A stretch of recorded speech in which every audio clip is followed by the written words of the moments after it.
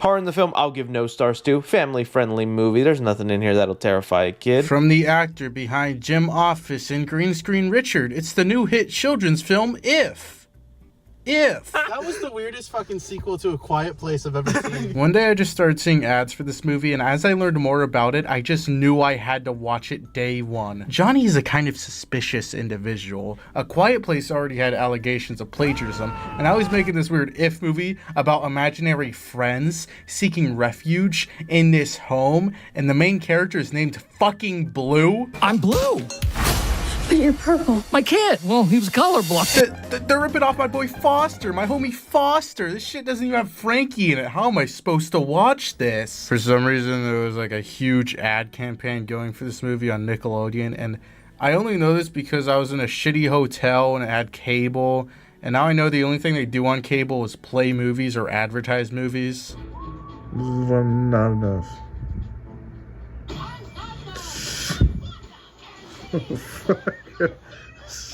There was this huge Twitter post where they revealed all these characters, and it just seemed like such an awful, grotesque celebrity orgy.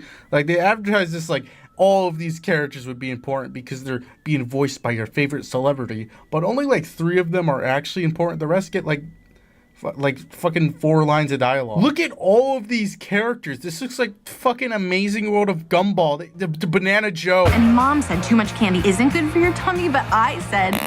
Yeah, that gummy bear, that's Amy Schumer. I'm 99% sure that's her only fucking line. And Mom said too much candy isn't good for your tummy, but I said...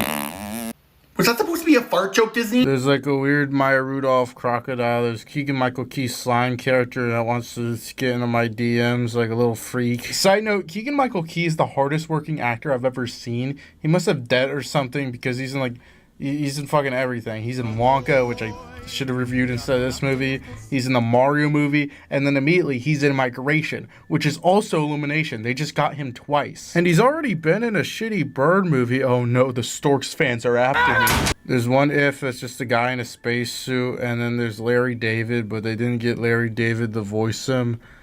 Digital Circus Pomni, and the mysterious Mr. Enter. Mom said too much candy isn't good for your tummy, but I said... The only ones that are actually important are the bear. I guess he does something. And then Blue because Steve Carell and he makes a bunch of awful noises. And then there's Blossom. She's alright. She probably has the best scene in the movie that's actually done well.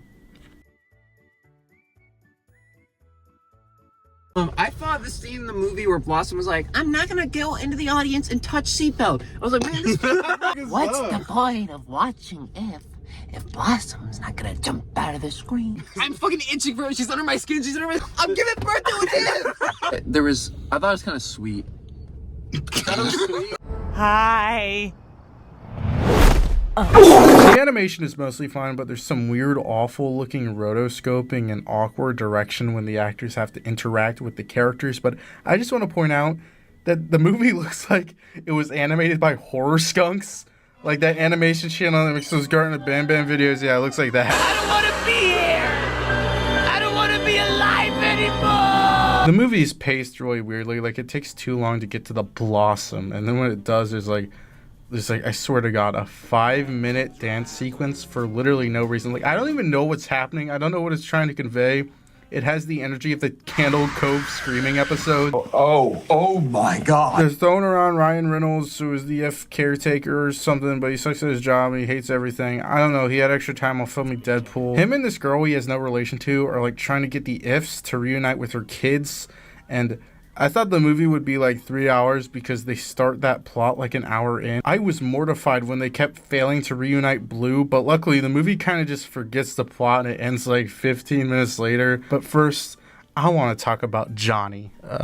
Big spoilers for if you want to see if you give a mouse a cookie. Johnny's movies have always had a nice idea that's probably stolen and some actual good cinematography, but man, writing isn't really the strong suit. It's not very funny. The characters just come off as background scenery for kids to point out, and worst of all, Horror in the film, I'll give no stars to. Family-friendly movie. There's nothing in here that'll terrify a kid. Johnny himself plays the girl's dad, and his role is so fucking confusing. He's like dying or something, but the mom already died of cancer, so do they both, is it like a triple whammy where they both have cancer, but he's moving around and like joking around and like eating Pringles and shit, being a big jokester, but he's on his deathbed.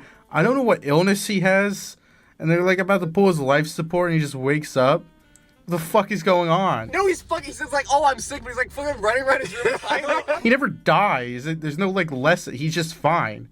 I thought he would be an imaginary friend and that would be a twist or something because Johnny is literally already voicing the Marshmallow character. And it doesn't help that Johnny and Reynolds look exactly the same. I literally heard a kid say, quote, "Is that her dad?" when he appeared on screen. But of course there's going to be a twist, and I haven't seen Reynolds interact with anyone else. So 5 minutes in the movie, I fucking called that one of the humans would turn into an imp. I fucking called that shit. here's a picture I took in the theater. Don't tell anyone. Ryan turns out to be the girl's imaginary friend, and he looks like Glasgow Willy Wonka, and like everything in the movie might have been real or not been real. I don't know. I don't care. But they also had an IHOP promotion, so, you know, I gotta try that. Oh no. I'm feeling sick again. Oh, fuck. It's no wonder my pancakes are fucking green. My kid. Well, he was colorblind. I just wanna feel happy as can be. You're great. Love to be here. How old are you?